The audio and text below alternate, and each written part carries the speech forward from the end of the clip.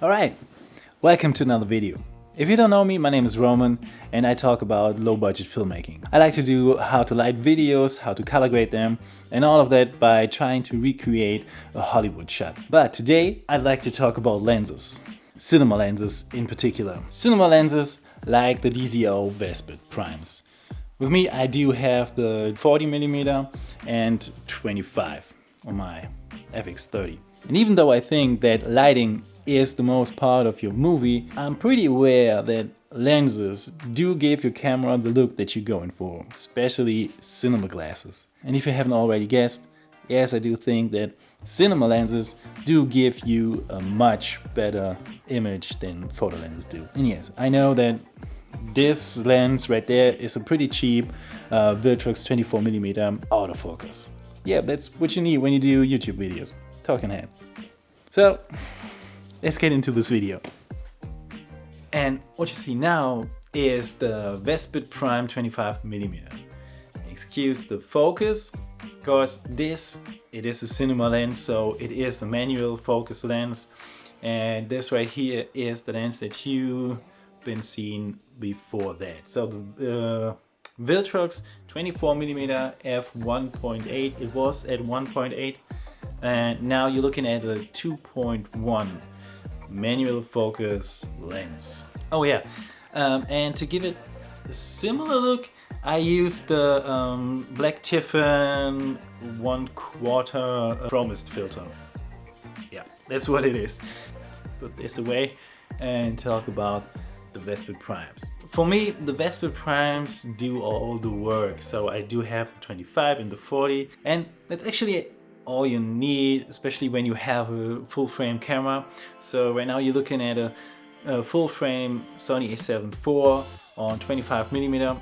If you crop in, you end up with a 37mm, not actually a 37 because it's still a 25, just the cropping is similar to a 37. Then you have the 40, obviously a 40mm on a full frame, and ends up at 60mm on a Super 35, the crop version, not actually 60mm. But what you get from a cinema lens is consistency. They give you what you need. And with a 2.1, it's a pretty fast lens too. Not the fastest, but 2.1 is actually something you can handle and pull in focus. So let me try to get it. So here you see the 40, and on one side you do have feet. See, yeah, you do get the American feet, but on the other side you do get the real metric system.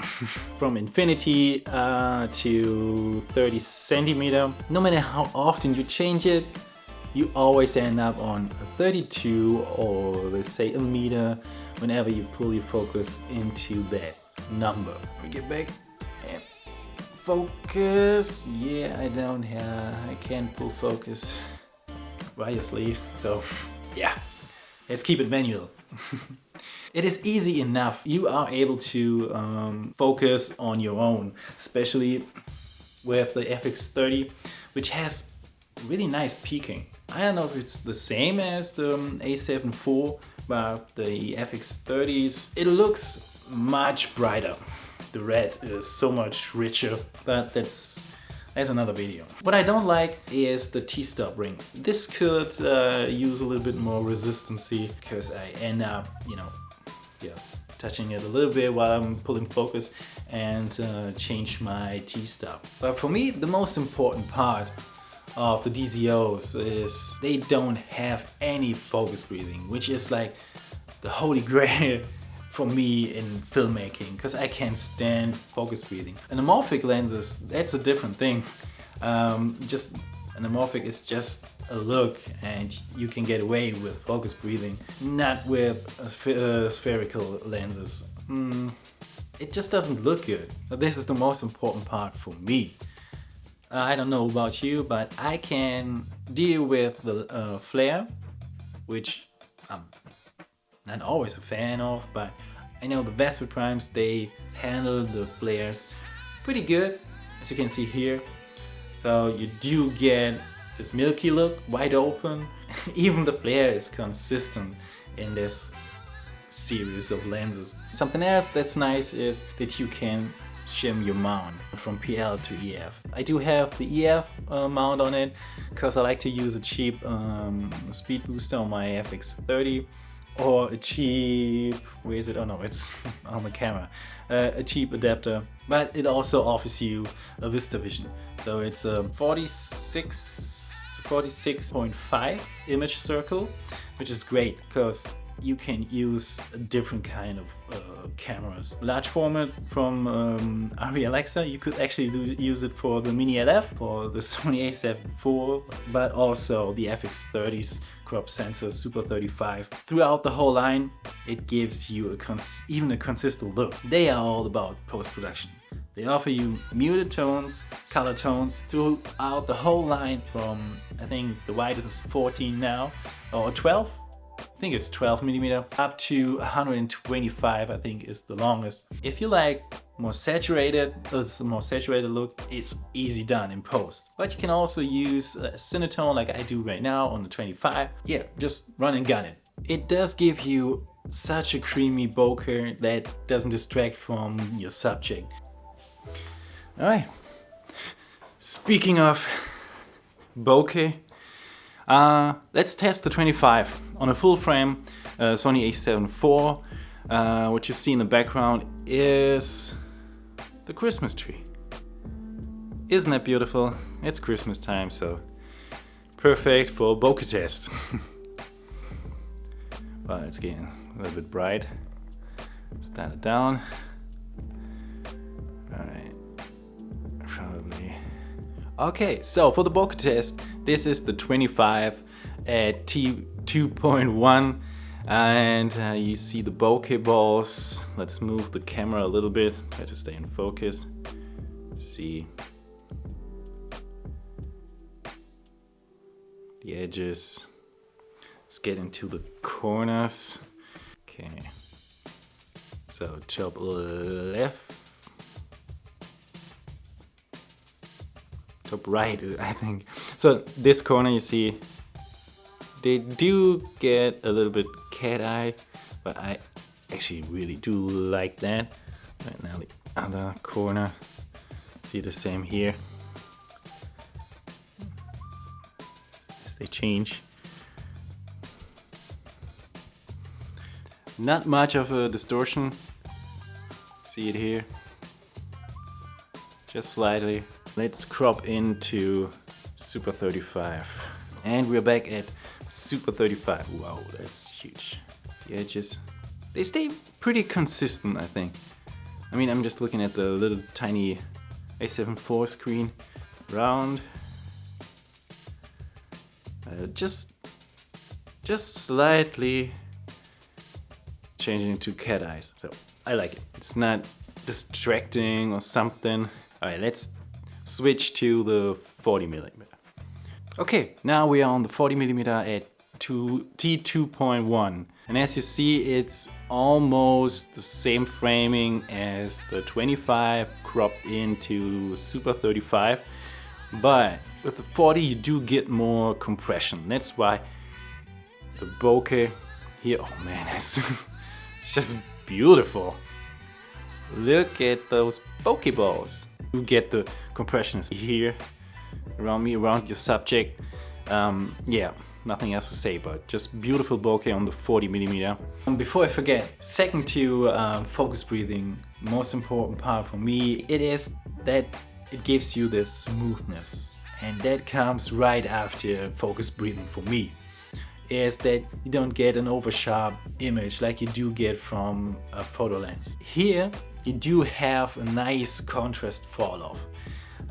Look at movies that are made on film, or like the 1917 from Roger Deakins that is made on Arri Alexa. Arri does not offer you like an 8K camera, which is great because 4K is more than enough. I don't like hard edges on your subject. Now you should be able to see the difference. I'm gonna put the Sigma 24 to 70 on 40mm, and then you will see the fall off is not quite as smooth as on the Vespid Primes. Let's get to T2.9 because the 24 to 70 is a f2.8. Difference between T stops and f stops, that's another video. You see the fall off, the contrast fall off from my forehead to the side, the edges there, almost no hard edges. Let's get into T2. This is T2.1. Let's dial up the light. My eyes back in focus. All right, now look at the fall off. This is T2.9 on the Vespid 40mm. All right, let's switch to the Sigma and put them side by side. Okay, so this is the 24 to 70 f2.8 Sigma lens. It's an autofocus lens, so I'm able to do this now. This lens is much darker. That's because of the higher contrast. It is a sharp lens, a really sharp lens, and it gives you a lot of contrast. So that's why this picture is a little bit darker, even though it's on f2.8. Let's put them side by side.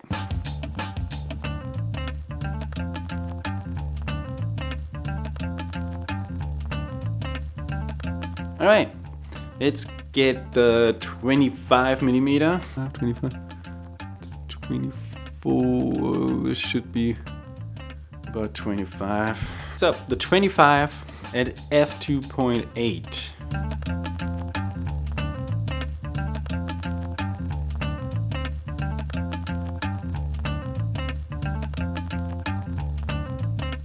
This is what you try to get with, you know, like the Tiffins, the black Tiffins, promised filters.